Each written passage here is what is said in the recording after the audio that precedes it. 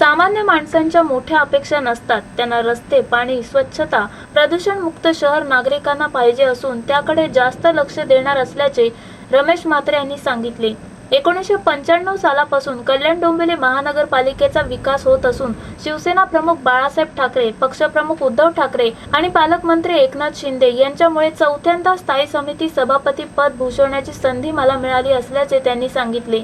कल्याण डोंबिवली शहराचा पसारा वाढत असून शहराची स्वच्छता राखण्यासाठी सफाई कामगार कमी पडत असून या सर्व कामांचे नियोजन करून प्रशासनाकडून काम करून घेणार असल्याचे रमेश म्हात्रे यांनी सांगितले. स्थायी समितीमध्ये 16 सदस्य असून त्यातील 8 सदस्य नुकतेच निवृत्त झाले होते.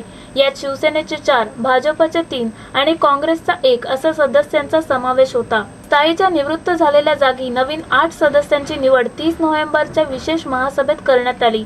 स्थायी समिती सभापती पदाची निवड बुधवारी निवडणूक निर्णायक अधिकारी तथा ठाणे जिल्हा अधिकारी महेंद्र कल्याणकर यांच्या अध्यक्षतेखाली स्थायी समिती सभागृहात निवडणूक पार पडली. यावेळी शिवसेनेच्या वतीने रमेश म्हात्रे यांनी एकच उमेदवारी अर्ज दाखल केल्याने निवडणूक निर्णय अधिकारी तथा ठाणे जिल्हाधिकारी महेंद्र कल्याणकर यांनी रमेश म्हात्रे यांची बिनविरोध निवड केल्याचे घोषित केले. रमेश म्हात्रे यांनी यापूर्वी 3 वेळा म्हणजेच 2003, 2004, 2004 व 5 आणि 2014 ते 15 या साली त्यांनी स्थायी समिती सभापती पद भूषवलं.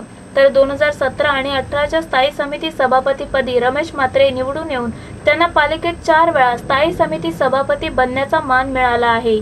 Bureau report, India TV news.